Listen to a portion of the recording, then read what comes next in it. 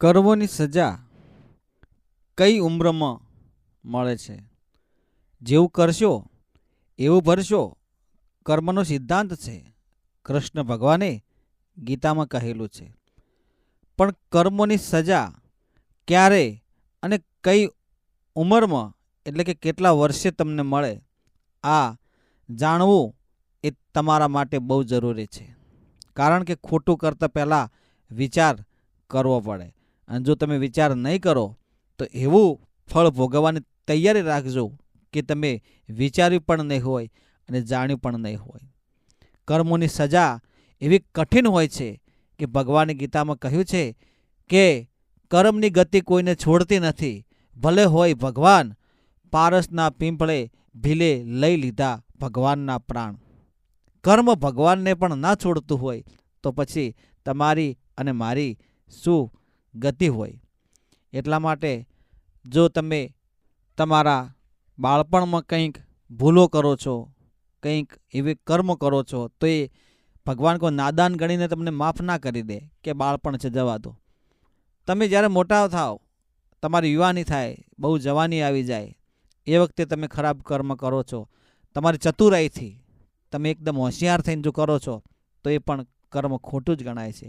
અને વૃદ્ધા સમયે પણ તમે બહુ બુદ્ધિશાળી હોય, સમજદાર હોય અને તમે એ વખતે પણ કોઈનું ખોટું કરો છો તો પણ એ કર્મ તમારે ભોગવવું પડે છે. પણ કયા કયા સમયે, કયા કયા ઉંમરમાં તમારે કર્મનું ફળ ભોગવવું હોય એ તમે આ વિડીયો થકી જોજો, સાંભળજો અને વિડીયો એન્ડ સુધી જરૂર સાંભળજો.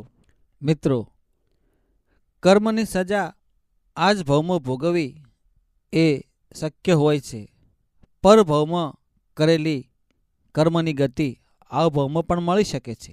અને આ ભાવમાં કરેલા કર્મો તમે આવતા ભાવે પણ ભોગવવાની તૈયારી રાખવી પડે છે.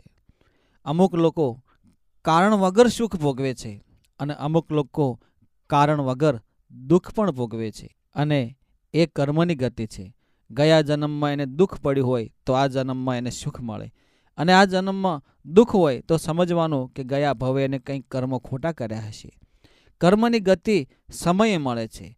જેમ બીજને જમીનમાં દાટો એ વખતે એની કર્મની ગતિ શીખવાની હોય, ઉગવાની હોય અને બહુ મોટું વૃક્ષ બને ત્યાં સુધી એ સમય માગે અને ત્યારબાદ એ ફળ આપે છે.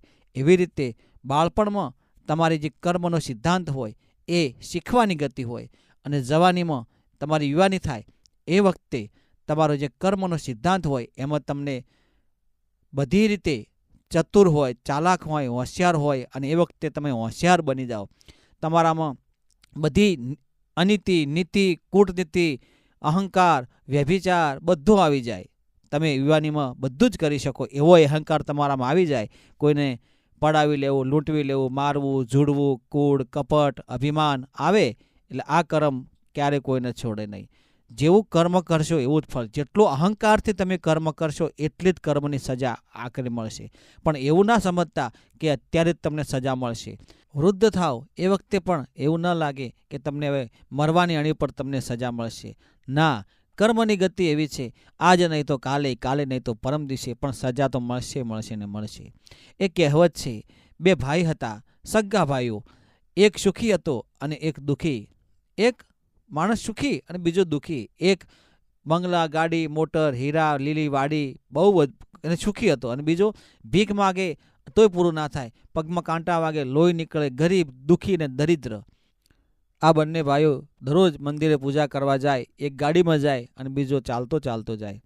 ઘણા વર્ષો થઈ ગયા પણ સુખ પેલાને મળે નહીં, અને પેલો જે સુખી હતો એ વધારે ને વધારે ધનવાન થતો જતો હતો.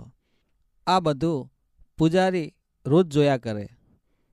એટલે એક દિવસ પૂજારીએ ભગવાનને કહ્યું કે ભગવાન, આ બંને ભાઈઓ છે, એક સુખી ને એક દુઃખી, આવું કેમ? એટલે ભગવાને પૂજારીને જવાબ આપ્યો કે જે સુખી છે એણે ગયા જન્મમાં મારી ખૂબ ભક્તિ કરી છે, લોકોની સેવા કરી છે, દુઃખીઓને ખવડાવ્યું છે, ભોજન આપ્યું છે, સાધુ સંતોની સેવા કરી છે, અને બહુ સાચી ભક્તિ કરી, મને પ્રસન્ન કરી, અને દરિદ્ર વ્યક્તિને સુખી કર્યા છે, અને દરેકને ખવડાવ્યું છે, દરેક જીવ પ્રત્યે દયા રાખી છે, અને જન કલ્યાણ માટે અને સારું જીવન જીવ્યું હતું ગયા જન્મે, એટલા માટે એ આ ભાવમાં સુખી છે. અને આ જે દુઃખી છે એણે ગયા જન્મમાં ઘણા એવા કુકર્મો કર્યા છે, લોકોને માર્યા છે, રંજાડ્યા છે, પડાવી લીધું છે, એટલું બધું પાપ અધર્મ કર્યું છે, એટલે આ ભાવમાં એની સજા એ ભોગવે છે. એટલે પૂજારીએ ભગવાનને કહ્યું કે ભગવાન આવું હોઈ શકે?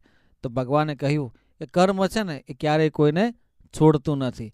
ભલે કોઈ પણ ઉંમર હોય, નાની ઉંમર હોય કે મોટી ઉંમર હોય, સમજણમાં કરી હોય કે અસમજણમાં કરી હોય, પણ કર્મનો સિદ્ધાંત જ એવો છે, કર્મની ગતિ જ એવી છે કે તમારે જેવું કરો એવું ભરો અને વાવો તેવું લણો. આ જ કર્મનો સિદ્ધાંત છે. જય ગુરુદેવ, જય માતાજી.